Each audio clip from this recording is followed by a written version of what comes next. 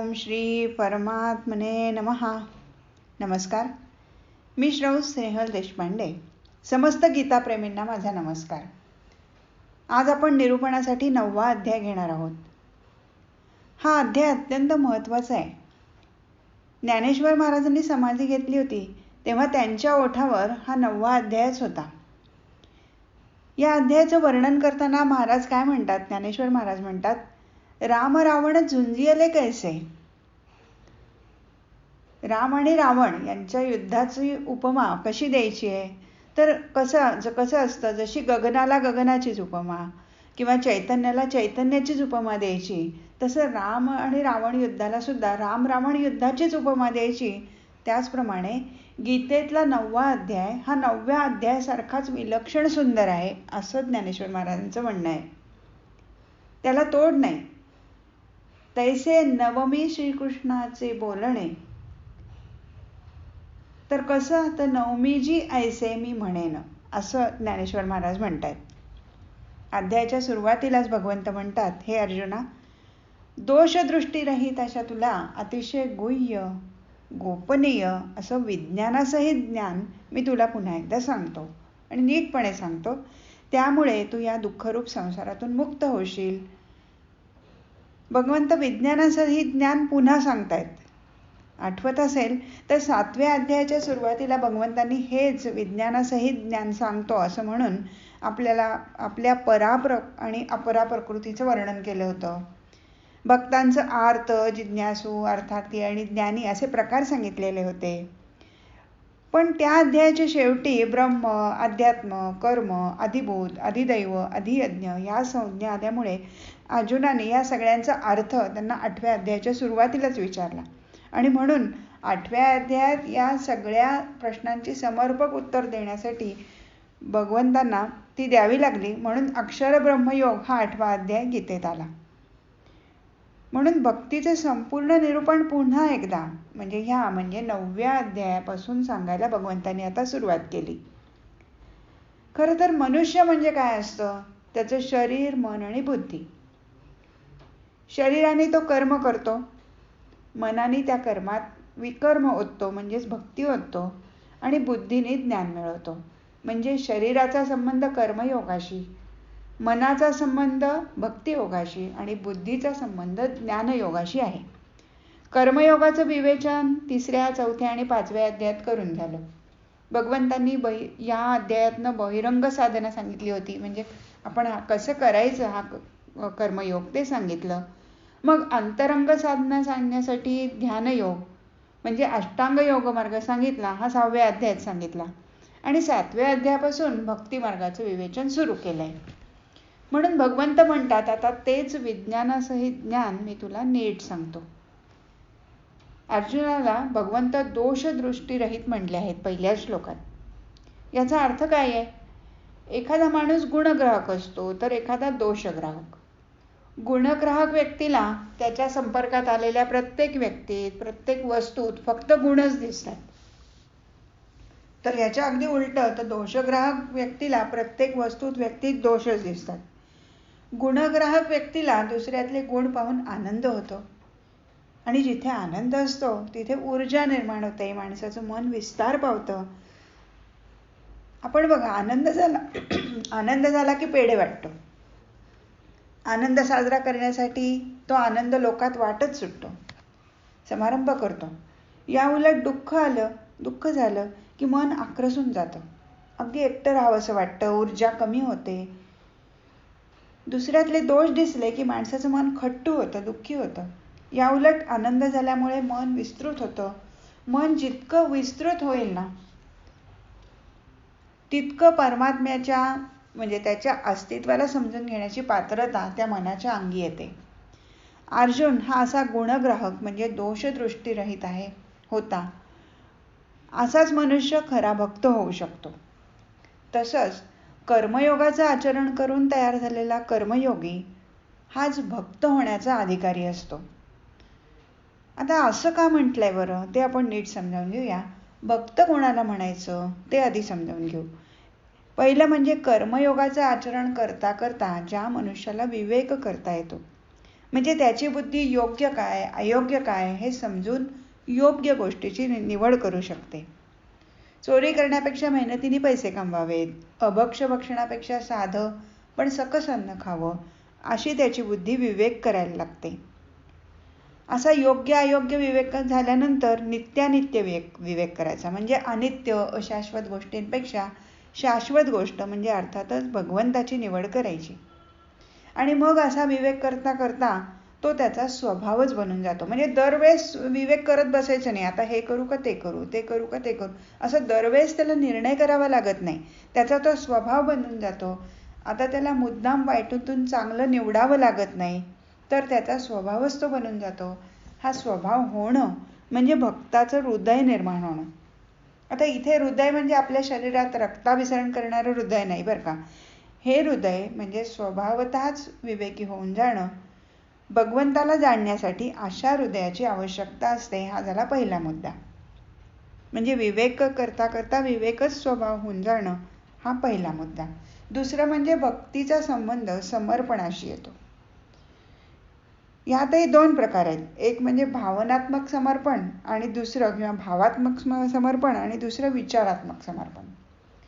विचारात्मक म्हणजे काय, समजून उमजून केलेलं समर्पण.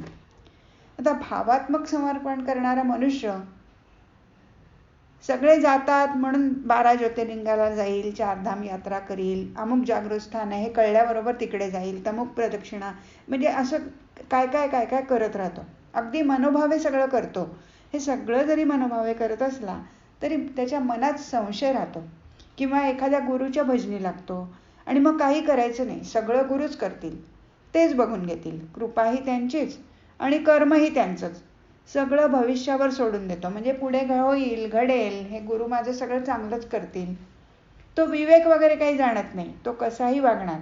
परत आमचा गुरु श्रेष्ठ, दुसऱ्याचा तो श्रेष्ठ नाही, कनिष्ठ आहे, अशा कल्पना करतो. कधीतरी तर गुरुच बदलण्याचा विचार करतो.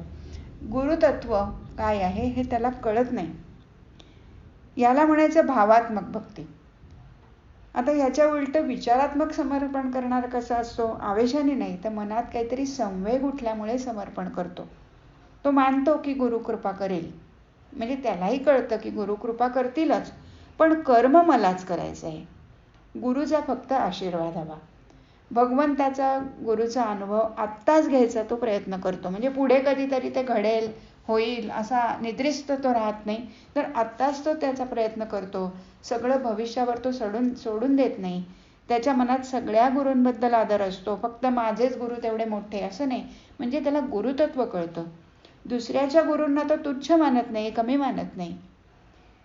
हा दुसऱ्या प्रकारचा म्हणजे विचारात्मक समजून उमजून समर्पण करणारा खरा भक्त होऊ शकतो.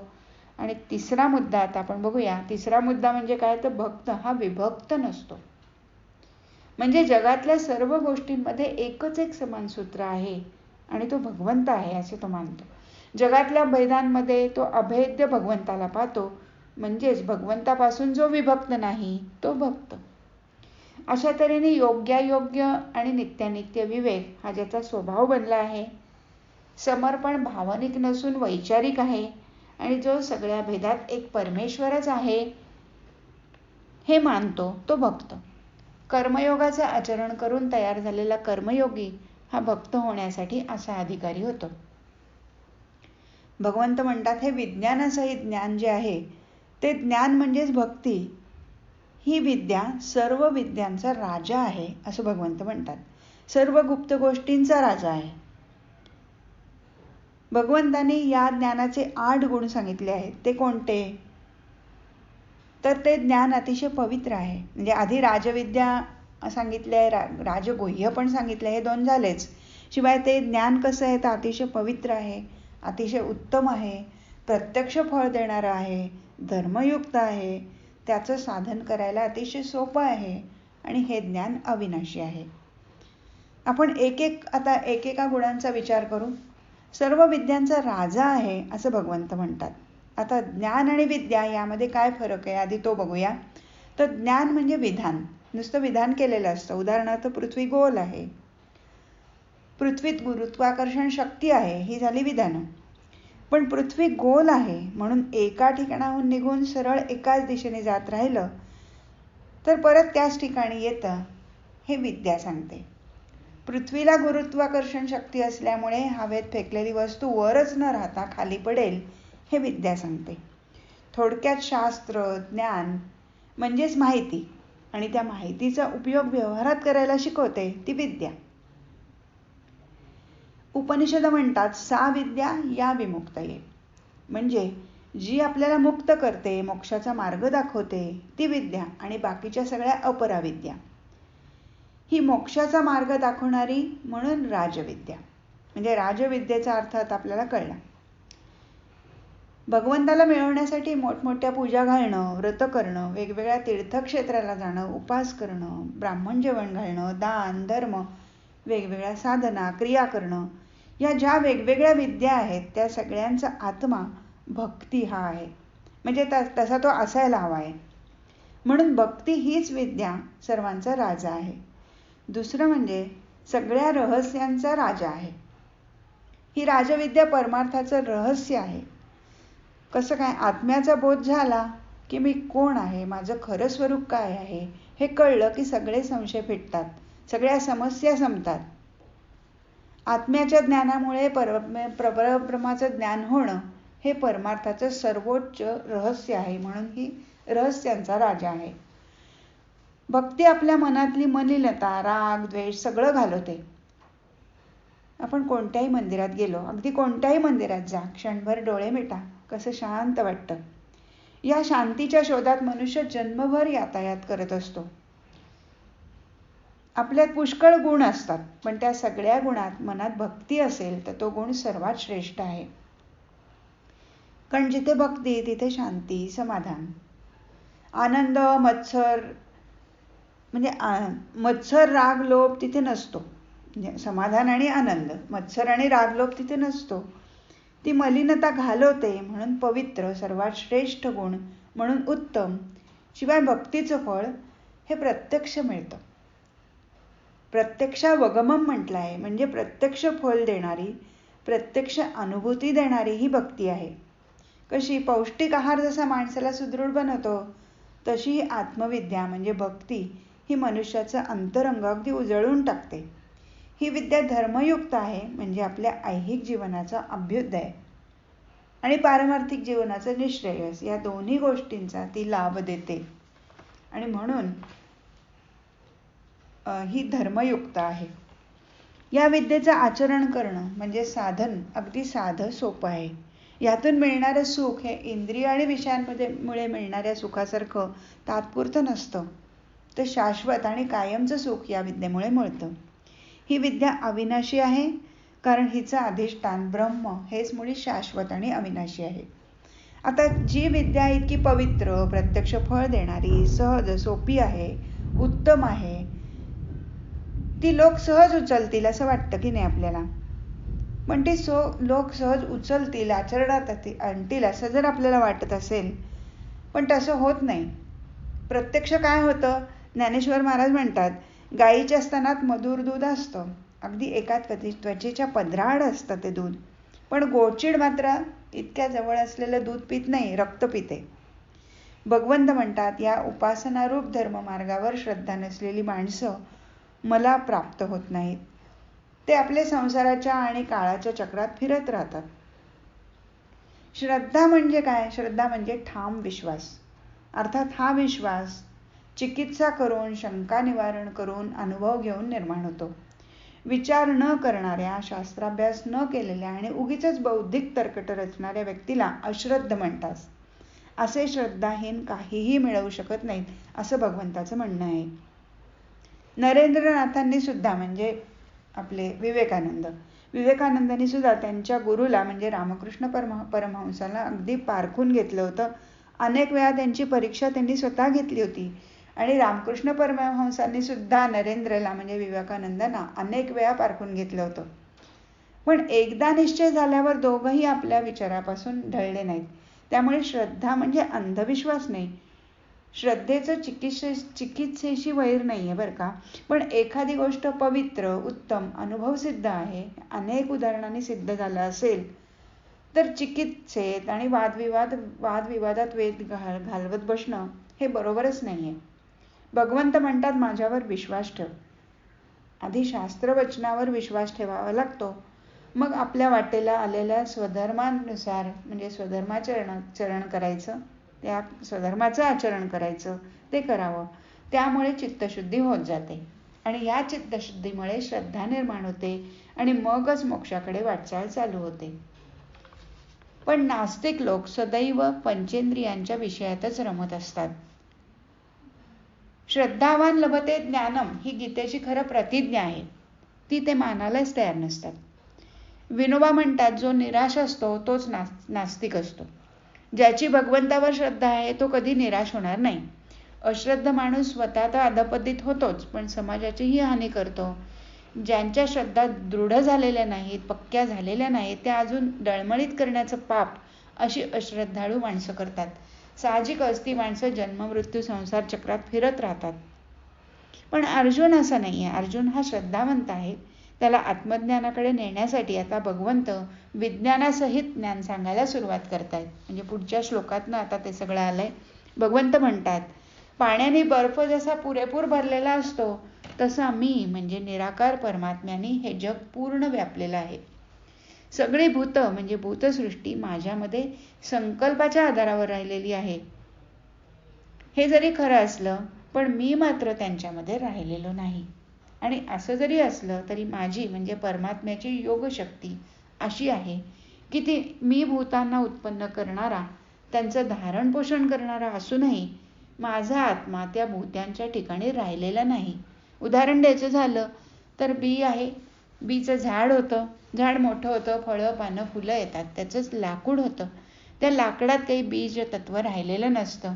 तसं जरी बीपासून ते झाड निर्माण झालेलं असलं तरी लाकडात जसं बी राहिलेलं नाही, तसं परमात्मा तत्व शेवटचे जो थर येतो, शेवटची जी स्टेज येते, त्यामध्ये परमात्मा तत्व राहिलेलं नाही. परमात्म्याचं आपल्या जीवनातलं नक्की स्थान काय आहे मग असा विचार करताना असं लक्षात येतं की सर्व स्थूल गोष्टींचं कारण सूक्ष्मात सापडतं.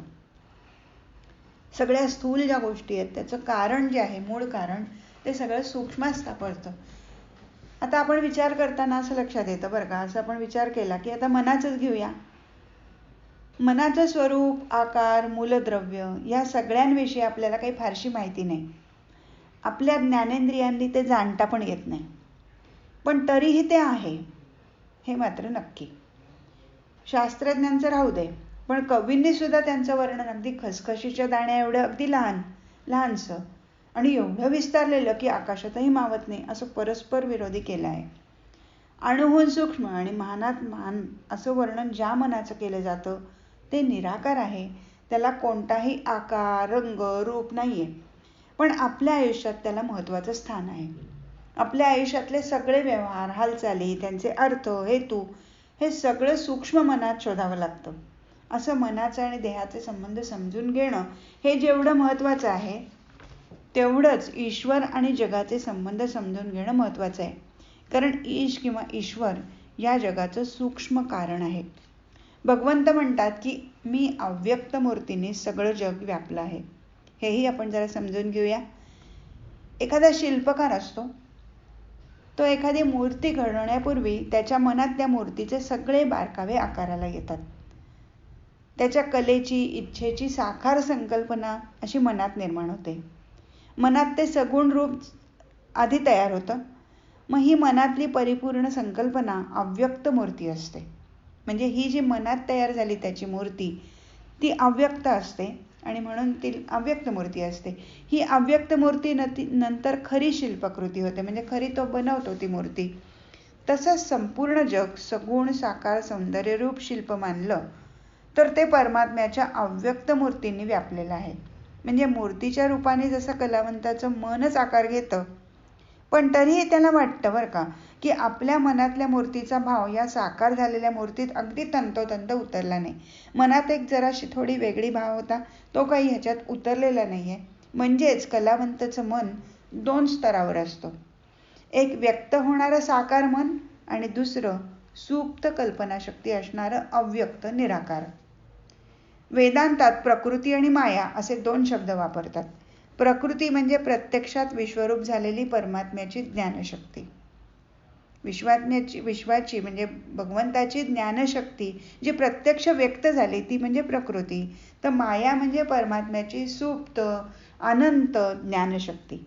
भगवंत जेव्हा म्हणतात मी भूतात आहे, याचा अर्थ विश्वातली प्रत्येक वस्तू माझ्या ज्ञानसंकल्पनेचा आकार आहे. पण ही भूतं माझ्यात नाहीत, म्हणजे त्या आकारावरून माझं पूर्ण स्वरूप तुम्हाला कळणार नाही. म्हणजे ती शिल्पकाराची मूर्ती पाहिली तर त्याच्या मनात काय मूर्ती आहे याचा अंदाज आपल्याला बांधता येणार नाही. तंतोतंत ती तशी नसेल. ज्ञानेश्वर महाराज म्हणतात, फेस पाण्याचा असला तरी फेसात पाणी असत नाही, म्हणजे त्या जे फुगे येतात त्याच्यामध्ये पाणी नसतं. त्याप्रमाणे स्थूल किंवा जड विश्व चैतन्यापासून झालं असलं तरी तिथे चैतन्याचा लोप झालेला असतो. भूत मात्र म्हणजे माझं योगैश्वर्य आहे, या दृष्टीने तो विश्वाकडे पहा. हे जग हे भगवंताचं ऐश्वर्य आहे. ईश आणि जगत यांचं नातं सूर्य आणि त्याची प्रभा याप्रमाणे आहे. भगवंत लगेच पुढच्या श्लोकात स्वतःच दृष्टांत देतात. काय म्हणतात, ज्याप्रमाणे आकाशापासून उत्पन्न झालेला सगळीकडे संचार करणारा वायू नेहमी आकाशातच स्थित असतो, म्हणजे आकाशातच असतो, तशीच सगळी भूतं माझ्या ठाई स्थित आहेत असं समज. माझ्या ठिकाणी भूत आहेत किंवा मी भूतात आहे असं म्हटलं तर या दोन गोष्टी वेगळ्या आहेत. त्यांच्यात असा संबंध आहे असा अर्थ होतो, पण तशी वस्तुस्थिती इथे नाही. सगळं काही मीच आहे, मीच असल्यामुळे माझ्यात मी आहे असं म्हटल्यासारखं होईल. म्हणजे मूर्ती काढणारी मूर्ती हे वेगवेगळे असतात. एकदा मूर्ती करून झाली की मूर्तिकार वेगळा होतो, तसं इथे नाहीये. सूर्य आणि त्याची प्रभा वेगवेगळी करता येत नाहीत. त्याप्रमाणे हे जग आणि मी एकच आहोत, भिन्न भिन्न नाही. जसं का सोनं आणि दागिना, दागिन्यातनं सोनं वेगळं काढता येत नाही आपल्याला. दागिना सोन्याचाच असतो, ते सगळं वेगवेगळं दिसतं. आता भगवंत विश्वनिर्मिती कशी होते ते सांगतात. याचा थोडक्यात अर्थ आपण समजून घेऊया की परमात्मा हा जो आहे हा स्वतःच प्रकृतीचा अंगीकार करतो, मग तो प्रकृतीच्या अधीन होतो. परमात्मा हा अध्यक्ष असतो किंवा उदासीन असतो, त्याच्या उपस्थितीत प्रकृतीच सगळी सृष्टी निर्माण करते. हे सगळं जे घडतं, जे कर्म घडतं ते परमात्म्याला बंधनकारक मात्र होत नाही. विश्व निर्माण होणं, कल्पाच्या शेवटी ते विलयाला जाणं आणि परत दुसऱ्या कल्पाच्या सुरुवातीला ते पुन्हा निर्माण होणं, हे चक्र अगदी अनादी अनंत काळ सुरू असतं. जगाची अशी उत्पत्ती, स्थिती आणि लय हे करण्याचं काम परमेश्वराचं. ते सतत चालू असलं तरी त्यात परमेश्वराचा कोणताही हेतू नसतो. म्हणजे तो ह्या सर्व घडामोडींविषयी अगदी उदासीन असतो, तो उदासीन वृत्ती धारण करतो. म्हणून परमेश्वराला हे जे कर्म आहे त्याचं बंधन होऊ शकत नाही. कारण कर्मावरची आसक्ती हेच बंधनाचं मूळ कारण असतं. अर्थात एक लक्षात ठेवायचं की भगवंताची उदासीनता म्हणजे इच्छेचा अभाव मात्र नाहीये बरं का, तर इच्छेच्या फलाविषयीचा आसक्तीचा अभाव असा त्याचा अर्थ आहे. भगवंत पुढे म्हणतात, मी सर्व सृष्टीच्या पलीकडे, अगदी पलीकडे उदासीन साक्षी स्वरूपाने असल्यामुळे माझं ते अव्यक्त आणि जगाच्या पलीकडे असलेलं स्वरूप न जाणल्यामुळे अश्रद्ध लोक माझ्या भक्तीला मुकतात. मी मनुष्य देहाचा आश्रय घेऊन सृष्टीत वावरत असतो, म्हणजे अवतार घेतला असला तरी माझं खरं स्वरूप न ओळखल्यामुळे ते मला तुच्छ लेखतात, माझी अवज्ञा करतात. मी अंतर्यामी हृदयस्थ परमेश्वर रूपाने माणसाच्या देहात राहतो. खरं तर माणसाला सद्बुद्धी देतो, दुष्टांचा संहार, सज्जनांचं पालन, धर्माची स्थापना करण्यासाठी मी देह धारण करतो, म्हणजे अवतार घेतो. तरी माझं खरं स्वरूप न ओळखल्यामुळे माझ्या उपदेशांची ते हेटाळणी करतात, असे काही लोक असतात. भगवंत म्हणतात, मी मनुष्य रूपाने जन्मताना, वावरताना आणि मृत्यू पावताना दिसत असलो तरी माझं परमभावरूप म्हणजे माझं स्वरूप अविनाशी आणि परमात्म रूप असतं. पण असं असूनही परमात्म्याची आठवण कुणाला होत नाही. आपल्याला कुठे होते? कारण लोक स्थूल प्रकृतीतच रमतात. त्या प्रकृतीच्या पलीकडे त्यांची दृष्टी जात नाही. भगवंत त्याचं कारणही सांगतात. म्हणतात, प्रकृतीच मोहिनी आहे. या प्रकृतीची मोहिनी एवढी आहे की त्यामुळे होतं काय की अशा मोहिनी प्रकृतीत रमलेल्या लोकांच्या आशा, त्यांची कर्म सगळी व्यर्थ जातात, त्यांचं ज्ञान व्यर्थ जातं. याचं कारण असं की लोक अज्ञानी असतात. ते या राक्षसी आसुरी प्रकृतीच्या अधीन होऊन बसतात. आता ही मोहिनी कशी आहे? आपण अगदी ही मोहिनी, ही जी प्रकृती आहे ही अष्टधा प्रकृती. आपल्याला माहिती आहे अष्टधा म्हणजे काय. पंचमहाभूत ही 5 झाली आणि मन, बुद्धी आणि अहंकार अशी 8 अष्टधा प्रकृती आहे. आपण आधी पंचमहाभूतांचा जरी विचार केला तर अगदी सुरुवातीला आपण पृथ्वी घेतली समजा, तर तिची किती मोहक रूपं आहेत. तर रस, रंग, गंध यांची मनोहर सृष्टी ही पृथ्वीची मोहिनी रूपं. कितीतरी झाडं, फुलं, फळं, डोंगर, नद्या, कितीतरी सौंदर्य स्थळं, निरनिराळ्या फुलांचे पानांचे सुवास, किती म्हणून सांगायचं. पृथ्वीनंतर आपण आप म्हणजे जलतत्व घेऊया. शेकडो पेय ही जलाची मोहिनी रूपं. मग तेज, तेजाचा लखलखाट डोळे दिपवून टाकतो. रोषणाई, छायाचित्र, चित्रपट, दूरदर्शन, सूर्य, चंद्र, तारे, कितीतरी गोष्टी. त्याच्यानंतर येतं वायुतत्व. वायुतत्वाच्या सगळ्या हालचाली असतात, म्हणजे सगळ्या हालचाली या वायुतत्वाच्या असतात. मग वेगवेगळी वेगात धावणारी वाहनं, वेगवेगळे खेळ, नाच, नाटकं, कला ही सगळी वायुतत्वाची मोहिनी रूपं झाली. आता 5वं महाभूत आकाश घेऊया. आकाशाचा गुण आहे शब्द. शब्दांची, नादांची, स्वरांची केवढी तरी मोहिनी आपल्यावर पडली आहे. ही अष्टधा प्रकृतीतली पंचमहाभूत झाली. आता उरल्या 3 गोष्टी. काय? मन, बुद्धी आणि अहंकार. मन म्हणजे सगळं भावभावनांचं, विकारांचं क्षेत्र, म्हणजे सगळे विकार, साहित्य, सगळी नाती ही मन या मोहिनीची सृष्टी. आणि बुद्धीची मोहिनी रूपं म्हणजे संशोधन, संगणन, विश्लेषण, नवीन नवीन संकल्पना. आता उरला अहंकार. तर अहंकाराचा मोहकपणा तर विचारायलाच नको. रूपाचा अहंकार. अहंकार किती प्रकारचा असतो. रूपाचा अहंकार, ज्ञानाचा, तपाचा, दानाचा, सामर्थ्याचा, परंपरेचा. किती सांगू तेवढी यादी वाढत जाणार. आपण सगळे या प्रकृतीच्या मोहिनी रूपावर भाळलेलो असतो. ती नाचवेल तसे नाचतो, तिच्या तालावर नाचतो. तिच्या मोहिनीमुळे ती आसुरी किंवा राक्षसी आहे हे आपण मानायलाच तयार नसतो. तीच आपल्याला राक्षसी आणि आसुरी बनवते आणि त्यामुळे आपली कर्म, ज्ञान, आशा सगळं व्यर्थ जातं. या सगळ्या मोहामुळे प्रत्येक व्यक्ती, हे कसं जातं हे बघूया. म्हणजे ही सगळा मोह पडतो आपल्याला प्रकृतीचा आणि त्यामुळे प्रत्येक व्यक्ती ही आत्मकेंद्री बनते. तिला एकात्मतेचा, समग्रतेचा विसर पडतो. आणि एकात्मतेचा आणि समग्रतेचा विसर म्हणजेच परमात्म्याचा विसर पडतो. प्रत्येक जण फक्त स्वतःचाच विचार करतो. कसा? कलावंत म्हणतात आम्ही कलाकार आहोत, आम्हाला नीतीची बंधनं नकोत, आम्ही कसेही राहू, कोणतेही कपडे घालू, व्यसन करू. राजकारणी म्हणतात आम्ही राजकारणी आहोत, आम्हाला शिक्षण आमच्यासाठी राबवायचं आहे. शिक्षक म्हणतात आम्ही शिक्षक, आम्हाला राजकारणात रस नाही, आम्हाला त्यातलं काही कळत नाही. व्यापारी म्हणतात आम्हाला फक्त नफा कमवायचा आहे, त्याच्या पलीकडे समाजकारण वगैरे असलं काही सांगू नका. मनुष्य खुनी असला तरी वकील बुद्धिचातुर्याने त्याला सोडवणार. कामगार काम करण्यापेक्षा पगारासाठी बंद पाळणार, मोर्चे नेणार, म्हणजे फक्त स्वार्थीपणाने वागणार.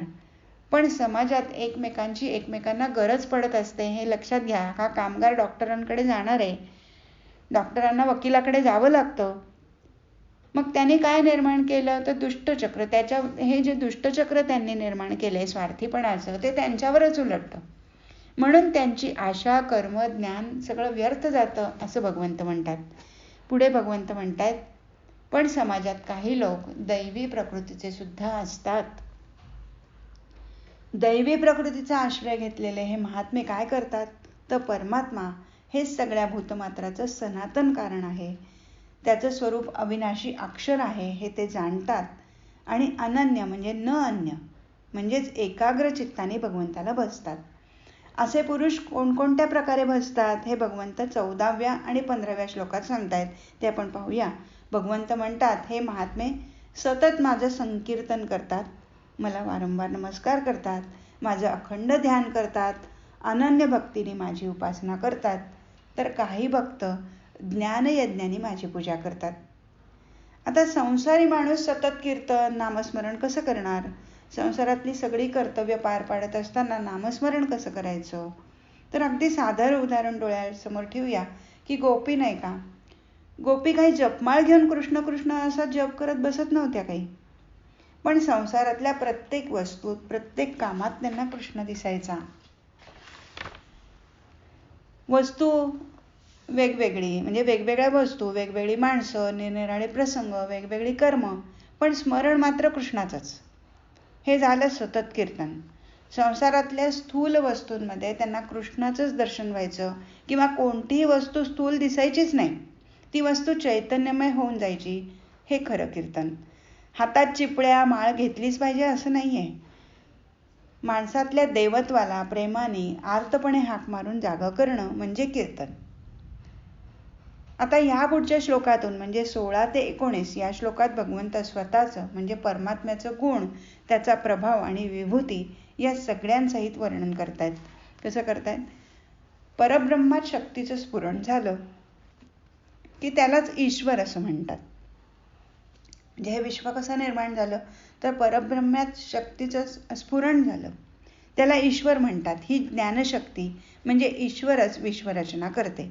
अर्थात ईश्वर म्हणजे शिवशक्तीचं तादात्म्य रूप. म्हणजे दोन गोष्टी आहेत या ठिकाणी, पुरुष आणि प्रकृती किंवा शिवशक्ती, शिव आणि शक्ती असं काही म्हणा. शिव हा उमेसह असणार, विष्णू लक्ष्मी बरोबरच असणार, कारण दोन मिळून एक ईश्वर असतो. भगवंत म्हणतात, या जगाचा पितामह मीच आहे. नीट लक्षपूर्वक आहे का? या जगाचा पितामह म्हणजे आजोबा मीच आहे, माता पिता मीच आहे, मीच धारण पोषण करणारा आहे. जाणून घेण्यासाठी म्हणजे ज्याचं ज्ञान करून घ्यावं असा पवित्र ओंकार मीच आहे. ऋग्वेद, सामवेद, यजुर्वेदही मीच आहे. आता हे सगळं बघूया काय आहे. परब्रह्म पितामह म्हणजे आजोबा आहेत. तिथे निर्माण झालेले शिवशक्ती म्हणजे शिवशक्ती रूप ही जी जोडी आहे, हेच जगाचे माता पिता आहेत. या माता पित्यांनी जग निर्माण केलं, म्हणून जगत किंवा जग हे परब्रह्माचा नातू आहे. ज्ञानेश्वर महाराज त्याचं एक अगदी छान दृष्टांत देतात. ते म्हणतात, कापसाचं अपत्य म्हणजे सूत, त्या सूतापासून वस्त्र विणलं जातं, म्हणजे वस्त्र हा कापसाचा नातू आहे. 3 वेद हे सगळं ज्ञान, अगदी जगही परब्रह्माचं स्फुरण म्हणायला हवं. सत्व रज तम गुणांनी साम्यता मोडली, म्हणजे ते आधी साम्यता होती त्यांच्यात, हे स्फुरण झाल्यावरती मोडली गेली. साहजिकच त्यात हालचाल झाली, आणि कोणत्याही हालचालींची कंपनं होतात, आणि कंपनं झाली की ध्वनी निर्माण होतोय आपल्याला माहिती आहे, आपण सायन्समध्ये शिकलेलो आहे. जग निर्माण होताना पहिला जो ध्वनी झाला हा ओंकार होता. अर्थात हे सगळं परब्रह्माला जे स्फुरण झालं, काय झालं? एकोहम बहुस्याम प्रजायेत, म्हणजे मी एकटाच आहे, विविध रूपाने आता नटतो. या स्फुरणातूनच पुरुष आणि प्रकृती म्हणजे शिव आणि शक्ती निर्माण झाली. वेद म्हणजे काय आहे? तर ज्ञान. वेद म्हणजे कुठल्याही विशिष्ट ग्रंथ नाहीत. एखाद्या व्यक्तीच्या अंतःकरणात एखादा नवीन विचार स्फुरतो. नीट समजून घेऊया वेदाची संकल्पना, की एखाद्या व्यक्तीच्या अंतःकरणात एखादं नवीन स्फुरण होतं, म्हणजे एखादा नवीन विचार स्फुरतो, म्हणजेच वेदाचं स्मरण होतं. याला वैदिक शब्द आहे ऋतू. ऋतू म्हणजे नव्या तत्वाचं स्फुरण. नव्या क्रांतिकारक विचाराचा स्फुल्लिंग चेतला जातो, आणि त्याचंच पुढे तेजोमय अग्नीत रूपांतर होतं.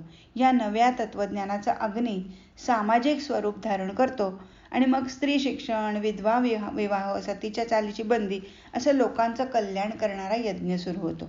आणि या यज्ञाचे मंत्र, हवी, समिधा सगळं निश्चित होतात. म्हणजे कसे कसे नियम आहेत ते सगळं निश्चित होतं. आणि यज्ञकर्ता म्हणजे होता, तो नवा सिद्धांत देणारा यज्ञकर्ता असतो. म्हणजे वेदांनी तर स्पष्ट म्हटलंय की मन हा होता आहे, कारण प्रत्येक क्रांतिकारक विचाराचा जन्म तपस्वी व्यक्तीच्या अंतःकरणात म्हणजे मनात होतो. मग त्यांचं जीवन आणि त्यांचं चिंतन सामाजिक रूप धारण करतं. म्हणजे आगरकर, सावरकर, कर्वे, आंबेडकर यांच्या जीवनावरून या यज्ञाची आपल्याला कल्पना करता येईल. समर्थ म्हणतात, वन्नी तो चेतवारे, चेतविताची चेततो. प्रत्येक पायरीवर लोककल्याणासाठी त्यांनी आपल्या वैयक्तिक आयुष्याचा होम केलेला दिसतो. म्हणजे हा यज्ञ आहे मोठा. परमात्मा म्हणजेच विश्वाची एकात्मता, समग्रता आणि तीच गती, हाच धारण पोषण करणारा किंवा भरण पोषण करणारा सर्वांचा स्वामी, साक्षी आणि सर्वांचं निवासस्थान आहे. आणि म्हणूनच तो शरण जाण्यासाठी योग्य आहे. भगवंत म्हणतात, मी सूर्य होऊन तापतो. आता हे जे मन सांगितलं मगाशी, की जो ज्याच्यात सिद्धांत स्फुरण येतं, म्हणजे त्यातनंच वेद जन्म निर्माण होतात, म्हणजे मीच आहे असं भगवंत म्हणतात. तर मन ही विभूती सांगितलेली आहे 10व्या अध्यायात. तर मन म्हणजे सुद्धा भगवंतच आहेत आणि त्यामुळे त्यातून निर्माण होणारे वेद हे सुद्धा भगवंत आहेत. आता भगवंत काय म्हणतात, मीच सूर्य होऊन तापतो, मीच जलाचं म्हणजे पाण्याचं आकर्षण करतो, मीच वृष्टी करतो, मीच अमृत आहे आणि मृत्यूही मीच आहे. मी असं विश्व पण आहे, जे आपण सत्य मानत नाही, जे असत आहे ते विश्व पण मीच आहे. याचा अर्थ असा की शिव म्हणजे आत्मरूप किंवा चैतन्य हे सुप्त असतं, अप्रगट असतं. तर शक्ती म्हणजे प्रकृती ही सगुण साकार झालेली असते. परब्रह्म असा शिवशक्तिरूप ईश्वर स्वरूपाने विश्वाचा आकार घेतो. त्यामुळे या विश्वातल्या सगळ्या घटना अगदी विरुद्ध गुणधर्माच्या वाटल्या तरी त्या एकाच परब्रह्माचं स्वरूप आहेत. म्हणजे ऊन पाऊस, अमृत मृत्यू किंवा सत असत हे सगळं परब्रह्माचं स्वरूप आहे. एखाद्या वस्त्रात जसा सगळा कापूसच असतो, म्हणजे आडवे धागे घ्या किंवा उभे, तसं परब्रह्माचं अस्तित्व या जगात आहे. अशा भगवंताला भजणाऱ्या भक्तांचे 3 प्रकार आहेत. कोणी एकत्व भावाने भजतात, कोणी पृथक भावाने म्हणजे वेगवेगळ्या भावांनी, तर कोणी बहुधा प्रकार मानून भजतात. असे त्रिविध भक्त, असे 3 प्रकारचे जे भक्त आहेत, जर निष्काम होऊन भजतील तर त्यांची ती भक्ती ब्रह्मालाच पोचेल. म्हणजे निष्काम भक्ती असेल, कुठला का भक्त असे ना, त्याची भक्ती जर निष्काम असेल, कामना विरहित असेल, तर ती ब्रह्माला पोचेल. एकत्व भावाने जे भजतात तेच भक्त मुक्त होतात. पृथक भावाने किंवा बहुधा प्रकाराने भजणाऱ्या भक्तांची काय होते, फक्त चित्तशुद्धी होते. अशी चित्तशुद्धी झाली म्हणजे ज्ञान होतं. हळूहळू क्रमाक्रमाने असे लोक क्रमाक्रमाने उन्नत होऊन जातात. त्यांनाही पुढे मोक्ष मिळतो. पुढे म्हणजे अनेक जन्मानंतर मिळतो, पण मिळतो. पण जे सकाम लोक म्हणजे मनात कामना ठेवून त्या कामनापूर्तीसाठी कर्म करणारे करत राहतात, अशी कर्म करत राहतात, त्यांची चित्तशुद्धी कधीच होत नाही आणि म्हणून मग त्यांना ज्ञानही मिळत नाही आणि म्हणूनच ते पुन्हा पुन्हा जन्ममरण चक्रात फिरत राहतात. अशा सकाम भक्तांविषयी भगवंत म्हणतात, 3ही वेदात सांगितलेली कर्म करणारे सोमपान करतात, पवित्र होतात आणि यज्ञ करून त्या यज्ञाद्वारा स्वर्गाच्या प्राप्तीची इच्छा करतात. म्हणजे ही सगळी कर्म मनापासून करतात खरं, पण त्यांची इच्छा काय असते की मला स्वर्ग मिळू दे, सुख मिळू दे, म्हणजे ऐहिक सुख मिळू दे आणि पारलौकिक सुद्धा सुखच मिळू दे. सुखाच्या मागे धावणारे हे असतात, कामना करत असतात. हे लोक आपल्या पुण्यकर्माने इंद्रलोकात जाऊन त्यांचं काय होतं, ते इंद्रलोकात जातात खरे, देवांचे दिव्य भोग भोगतात. त्यानंतर जो विशाल स्वर्गयोग भोगून पुण्य क्षीण झालं की मृत्यूलोकात परत येतात. अशा तऱ्हेने 3ही वेदांनी सांगितलेली कर्म विनम्रपणे करणारे पण भोगाचीच इच्छा करणारे लोक सारख्या स्वर्ग मृत्यू लोक अशा फेऱ्या मारत राहतात. आपल्याला वाटेल पण आता वेदांमध्ये सांगितलेले यज्ञ होत नाहीत का, म्हणजे आपल्याला वाटेल की आता वेदांमध्ये जे सांगितलेत ते यज्ञ होत नाहीयेत नाही का, मग आता असे यज्ञ बंद पडले आहेत का, तर नाही. ते जे यज्ञ केले जात होते ते पूर्वी ते प्रतिकात्मक होते. असे यज्ञ बंद झाले असले असे दिसत असलं तरी यज्ञ होतच असतात. सगळी सृष्टीमुळेच यज्ञ चक्रावर आधारलेली आहे. आता अगदी उदाहरण द्यायचं झालं तर सरस्वती, शिव, गणपतीची पूजा करणारे यज्ञच करतात. त्या शक्ती देवता त्या यज्ञाने प्रसन्न होतात, स्वर्गीय भोग देतात. अगदी आपण उदाहरण घ्यायचं झालं तर आज अगदी सामान्य झोपडीतही विजेचा लखलखाट दिसतो. सगळा समाज वेगवेगळ्या स्वर्गीय भोग भोगताना आपल्याला दिसतो. अगदी उदाहरण द्यायचं झालं तर दूरदर्शन, विमान प्रवास, वेगवेगळे खाद्यपदार्थ, आरामशीर अशी घरं, गाड्या, हे सगळं काय आहे. हे भोग कितीही स्वर्गीय असले तरी हा सगळा भोगवाद कायम आनंद देऊ शकत नाही आणि त्यातलं नाविन्य संपलं की त्यातली सुख देण्याची शक्तीही संपते.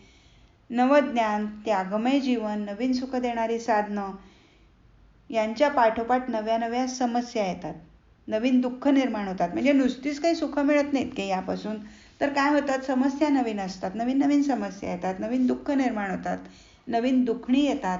असा हा प्रवास चालतो.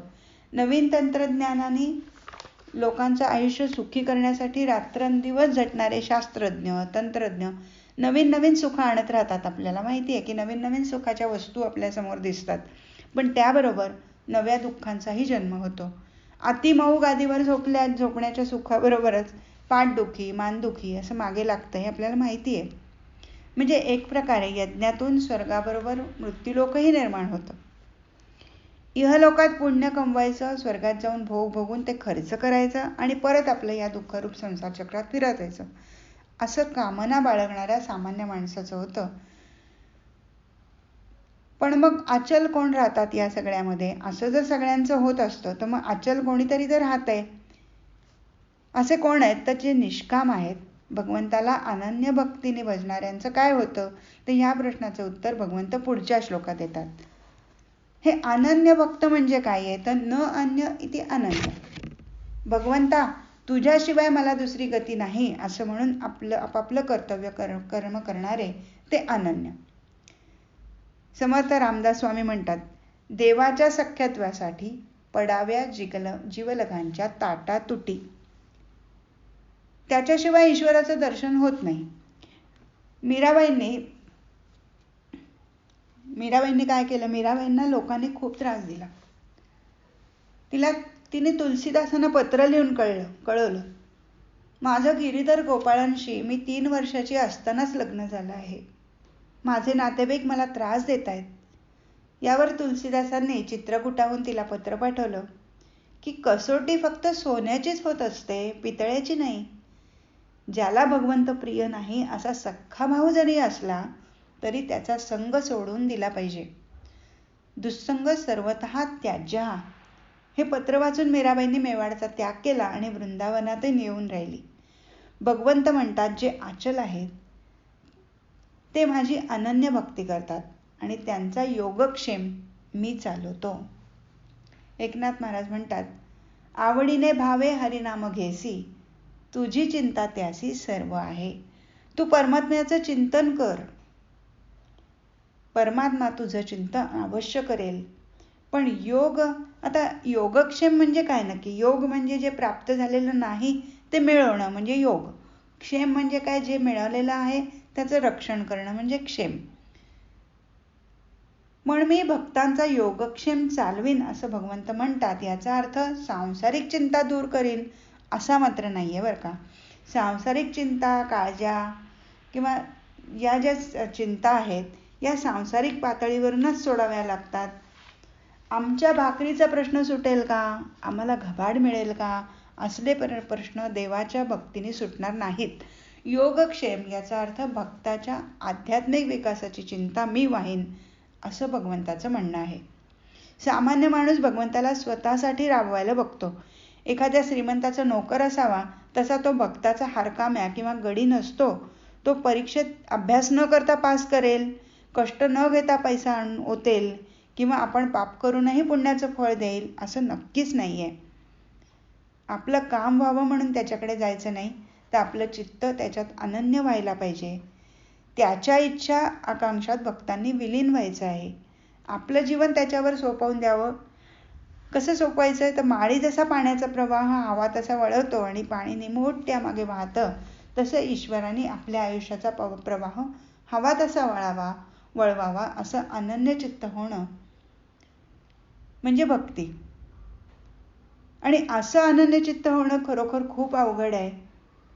पण ज्याचा अहंभाव पूर्णपणे विरला त्याचा भगवंत म्हणतात, मी योगक्षेम चालवतो. म्हणजे ज्याचा अहंभाव गेला त्याचा योगक्षेम भगवंत चालवतात.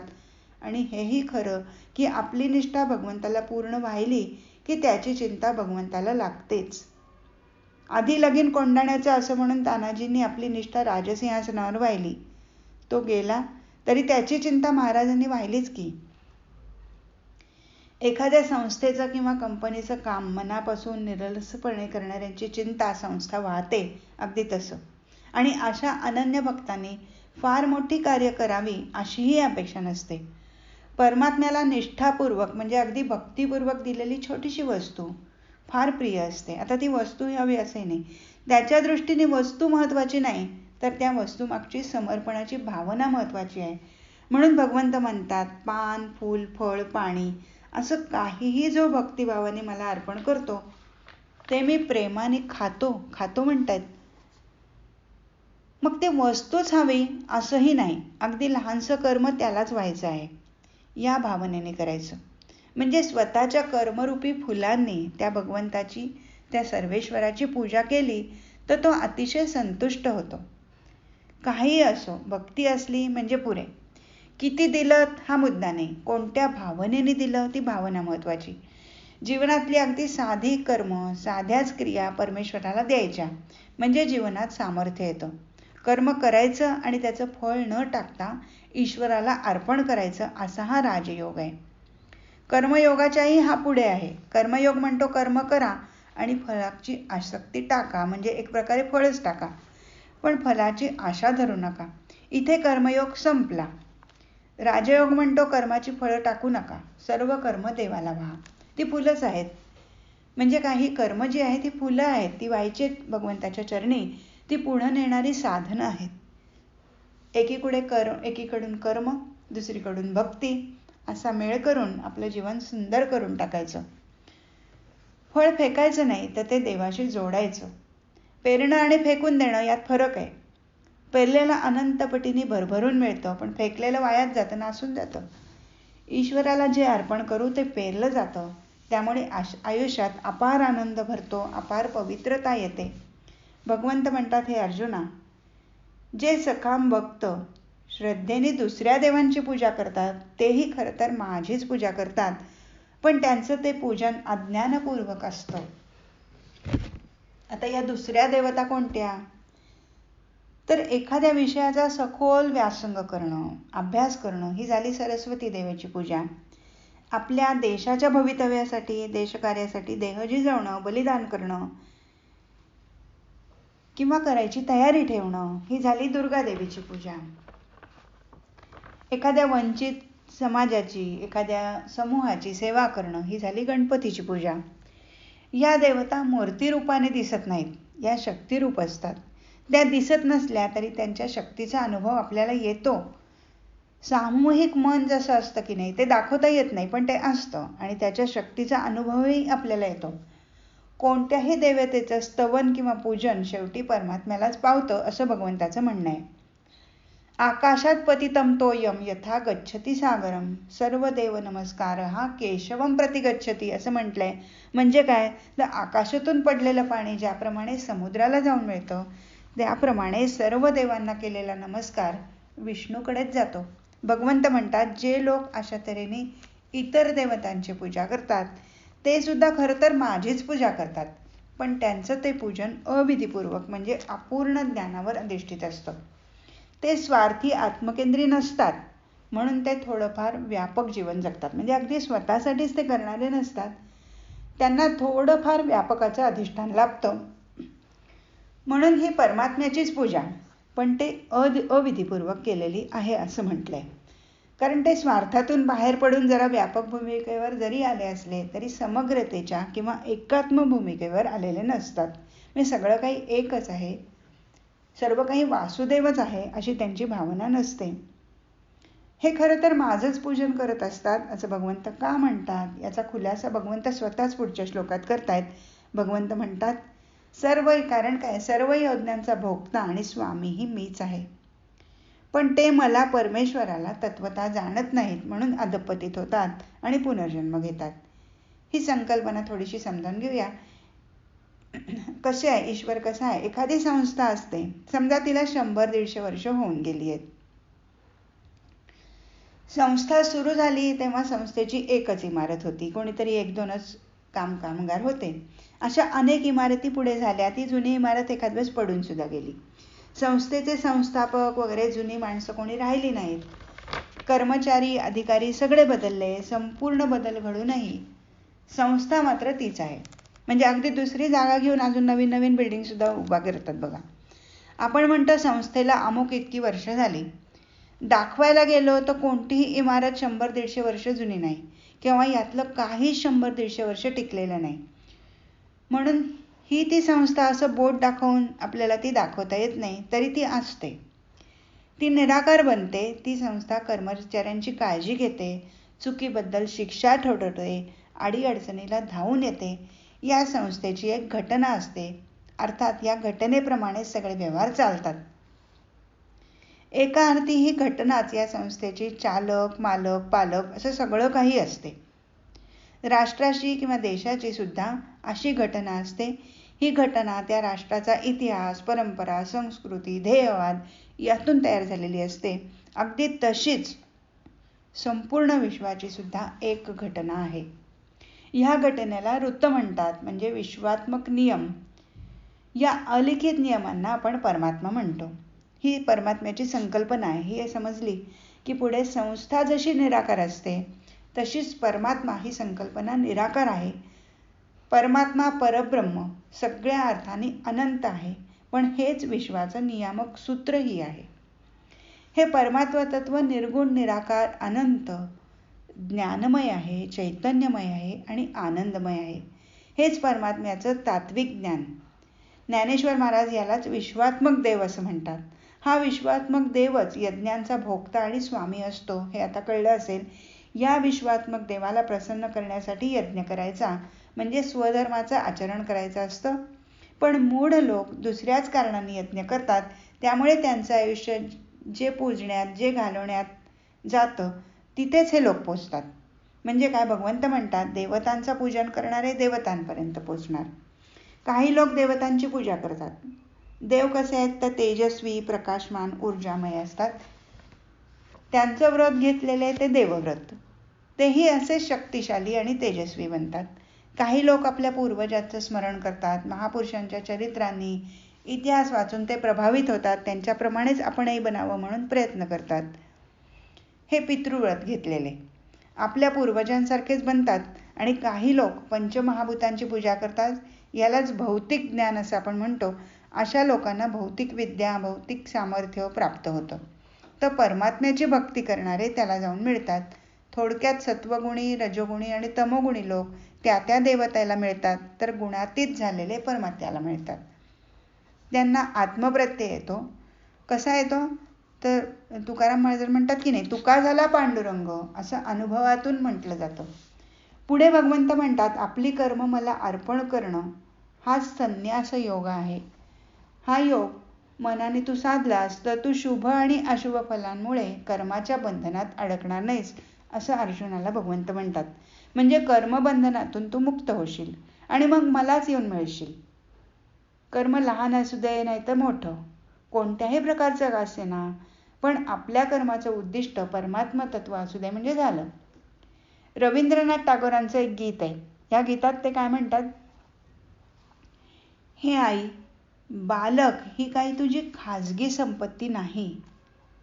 ते तुझं आहे, विश्वाचं आहे आणि विश्वदेवतेचं पण आहे. आपल्या मुलाकडे ह्या दृष्टीने पाहिलं की मुलाचं नातंच बदलून जातं. भगवंत म्हणतात, सगळी कर्म मला अर्पण कर म्हणजे संन्यास योग साधेल. भगवंतांनी इथे ज्ञानयोग, भक्तियोग आणि कर्मयोग या तिन्हीचा समन्वय दाखवलेला आहे. भगवंताचं म्हणणं असं आहे की माझी भक्ती कर्मांनीच करायची आहे. म्हणजे नुसती भक्ती करत बसायची नाही, तर कर्मांनीच करायची आहे. स्वधर्माचं आचरण करताना सगळी लहान मोठी कर्म मला अर्पण करायची, हीच माझी पूजा. यामुळे कर्मबंधनातून सुटका होईल, कारण कर्मयोगात अपेक्षित असलेलं स्वधर्माचरण करायचं आहे. भक्तियोगात अपेक्षित असलेलं निरहंकारी समर्पण वृत्ती या ठिकाणी हवी आहे, म्हणून भक्तियोगाला. आणि ज्ञानयोगात अपेक्षित असलेलं अकर्तृत्व म्हणजे मी करता नाही ही भावना हवी. एकाच कर्मातून ही तीनही अमृत फळं मिळवायची आहेत. या तिन्हींचं फळ म्हणून मोक्ष मिळेल. भक्त जेवढ्या प्रमाणात परमात्म्याशी एकरूप होईल तेवढ्या प्रमाणात तो भक्त होईल. म्हणजे भक्त म्हणजे विभक्त नाही, तो भक्त. असं झालं की आपलं व्यक्तिमत्वच बदलून जातं. आणि भगवंत तर सांगतायत की मी सगळ्या भूतांच्या ठिकाणी समान आहे. समान आहे. मला कोणी अप्रिय नाही, कोणी प्रिय नाही, पण जे मला प्रेमाने बसतात त्यांच्यात मी आणि माझ्यात ते अधिक अधिक प्रगट होत जातात. म्हणजे काय होतं तर तुका पांडुरंग होतो, तुका आकाशाएवढा होतो. असा भक्त शरीरात वावरतो, म्हणजे नेहमीसारखा सामान्य दिसतो, दिसायला इतरांसारखाच दिसतो, पण त्याचं जीवन फार फार उच्च प्रतीचं असतं. ज्ञानेश्वर महाराज म्हणतात, विचरे विश्व होऊनही विश्वा माझी. विचरे म्हणजे वावरतो. विश्वाशी तादात्म्य पाहून त्याचं व्यक्तिमत्व विशाल होऊन जातं. सगळी विशालता निराकार असते म्हणून त्याचं मनही निराकार होतं. मन कसं निराकार होतं? काहींची मनं अगदी संकुचित, अगदी कडक झालेली असतात. ती कोणताही नवीन आकार धारण करू शकत नाहीत, घेऊ शकत नाहीत. म्हणजे नवीन विचार ते स्वीकारू शकत नाहीत. नित्य नवीन आकार घेता येणं, मन कोमल, निग्रही पण संवेदनाशील असेल तरच नवीन आकार घेऊ शकतं. आणि ही मनाची लवचिकता म्हणजेच निराकारता म्हणजेच विकास पावण्याची क्षमता त्या मनात असते. अशा व्यक्तीत अर्थातच परमात्मा अधिक सामावला जातो. मग तेही भगवंतासारखे म्हणायला लागतात, आम्हाला कोणी प्रियही नाही आणि अप्रियही नाही. म्हणजे काय? सगळेच प्रिय आहेत. भगवंत तर म्हणतात, जर एखादा दुराचारीही अनन्य भावाने माझा भक्त होऊन मला निरंतर भजत असेल तर तो संतच समजला पाहिजे. घ्या, तो लवकरच धर्मात्मा होतो, त्याला शाश्वत शांती मिळते. पुन्हा वर भगवंत अर्जुनाला म्हणतायत, अर्जुना हे लक्षात ठेव, माझा भक्त कधीही नाश पावत नाही. इथे भगवंताने केलेलं विधान जरा धक्कादायक आहे, हो की नाही? कारण एखादा मनुष्य परमात्म्याचा भक्त असेल आणि तो लोकांच्या कल्पनेप्रमाणे पापी किंवा अनीतिमान असेल तरी तो संतच, त्याला महात्माच समजायचं हे जरा धक्कादायक आहे. आणि त्याला परमशांती आणि मोक्षही मिळतो हे कसं काय? तर लोकांच्या पापपुण्याच्या कल्पना काळाप्रमाणे म्हणजे समाजानुसार बदलत असतात. समाजाने ज्या गोष्टीला मान्यता दिली आहे तीच गोष्ट, तेच कर्म दुसऱ्या समाजात म्हणजे एका समाजाने मान्यता दिली असेल की चालेल, 2 बायका केल्यात किंवा 4 बायका केल्या तरी चालेल, दुसऱ्या समाजात त्याला पाप म्हणतात. तसं तीच गोष्ट, तेच कर्म दुसऱ्या समाजात पाप ठरतं. उदाहरणार्थ विधवा विवाह घ्या. त्याला एकेकाळी मान्यता नव्हती, असं लग्न करणं पाप धरलं जायचं. पण लोककल्पना काय आहेत याच्याशी गीतेला कर्तव्य नाही. गीतेच्या मते नीती म्हणजे एकात्माकडे नेते ती. भेदावर उभा राहणारा धर्म धर्मच असू शकत नाही. अहंकाराचं विसर्जन केल्याशिवाय अद्वैत सिद्धांतावर स्थिर कसं राहता येईल? म्हणजे अहंकार आधी गेला पाहिजे. ज्यांनी अहंभाव टाकला आणि एकात्मता दृष्टी समोर ठेवली ते खरे महात्मे. आगरकर, कर्वे, सावरकर, गांधी यांना त्या काळी समाजाने पापीच ठरवलं होतं, अनीतिवान ठरवलं होतं. भरपूर गुन्हे करून जप करणारा टाळकरी, माळकरी असं भगवंतांना म्हणायचं नाहीये. अद्वैत म्हणजे एकात्मेच्या अनुभवावर आपलं आयुष्य घालवणारा तो खरा भक्त. आणि म्हणून तो महात्मा, त्याला परमशांती मिळते. त्या काळी स्पृश्य न मानणारे अनीतिमान वाटायचे, हेही लक्षात घ्या. म्हणून पुढे भगवंत म्हणतात, स्त्रिया, वैश्य, शूद्र, आणखी कोणी भ्रष्ट घराण्यातला असला तरी तेही जर परमात्म्याची भक्ती करतील, त्याची उपासना करतील तर त्यांनाही परमगतीस मिळेल, तेही मोक्षाचे अधिकारी होतील. भगवंताचं हे विधान अत्यंत महत्त्वाचं आहे. कारण लोकांची अशी समजूत होती की मोक्षाचा अधिकार काही विशिष्ट वर्गालाच आहे. पण भगवंतांनी हे स्पष्ट केलं की कोणत्याही जातीचा असू दे, व्यापार करणारा असू दे, समाजाची सेवा करणारा असू दे, सामान्य माणूस असू दे, साधं कौटुंबिक जीवन जगणारी स्त्री असू दे, हे सगळं जर अद्वैत सिद्धांतावर श्रद्धा ठेवून आपापली कर्म करतील तर जरी त्यांचं जीवन अगदी स्वकेंद्रीय, आत्मकेंद्रीय असलं तरी ते मोक्षाचे अधिकारी होतील. महाभारतात तर असे प्रसंग व्यासाने मुद्दाम घातलेत. व्यासांनी असं दाखवलेलं आहे की एक सामान्य स्त्री आहे, सुलभा, ती जनक राजाला ब्रह्मविद्या देते आहे, असा प्रसंग आहे. जनकाने तर तिचे पाय धरले आहेत जनक राजाने. तर तुलाधार हा वैश्य आहे, तो जाजली ब्राह्मण त्या वैश्याकडे ज्ञानासाठी जातो, असं दाखवलेलं आहे. एक अगदी अहंकारी तपस्वी ब्राह्मणाला, म्हणजे अगदी अहंकारी असा ब्राह्मण असतो पण तपस्वी आहे, त्याला व्याध कसायाकडे त्याच्या गुरूंनी पाठवलेलं दाखवलेलं आहे. म्हणजे अशा तऱ्हेची विविधता सगळी दाखवलेली आहे. म्हणजे कोणी कमी नाही, कोणी जास्त नाही. आणि असं असल्यामुळे म्हणजे हे तर मोक्षाला प्राप्त होतातच. तर भगवंत पुढे म्हणतायत की ब्राह्मण क्षत्रिय ज्यांचं जीवन ज्ञानाच्या उपासनेत गेलंय, म्हणजे ब्राह्मणाचं जीवन ज्ञानाच्या उपासनेत गेलं असेल, किंवा क्षत्रिय जे लोकांच्या कल्याणासाठी ज्यांचं जीवन वाहिलेलं आहे ते तर परमगतीला जाणार, यात काहीच आश्चर्य नाही. पुढे भगवंत अर्जुनाला म्हणतात, हे सगळं विश्व अनित्य म्हणजे सतत बदलणारं, क्षणभंगूर आणि दुःखद आहे. इथे जन्म घेतला असलास तरी तू आनंदपूर्ण अशा परमात्मा तत्वाचीच उपासना कर, असं भगवंत अर्जुनाला सांगतायत. पण ही उपासना कशी करायची हेही भगवंत अध्यायाच्या अगदी शेवटचा जो आपला श्लोक आलाय त्याला सांगतायत. भगवंत म्हणतायत, परमात्मा तत्वातच मन, भावना, प्रयत्न, चिंतन असं अखंड तादात्म्य ठेव. विनोबा यावर काय म्हणतात बघूया. विनोबा म्हणतात, ईश्वरी नामासमोर पाप टिकूच शकत नाही. म्हणून ईश्वराला जोडा, त्याची कृपा प्राप्त करून घ्या. सगळी कर्म त्याला अर्पण करा, त्याचे व्हा. सगळ्या कर्मांचा नैवेद्य प्रभूला अर्पण करायचं आहे. ही भावना उत्तरोत्तर अधिकाधिक उत्कट करत जा. आणि अशी उत्कट होत चाललात म्हणजे क्षुद्र जीवन दिव्य होईल, मलिन जीवन सुंदर होईल. हीच ती रहस्यमय अशी राजविद्या आहे. इथेच थांबू. हरिओम तत्सत.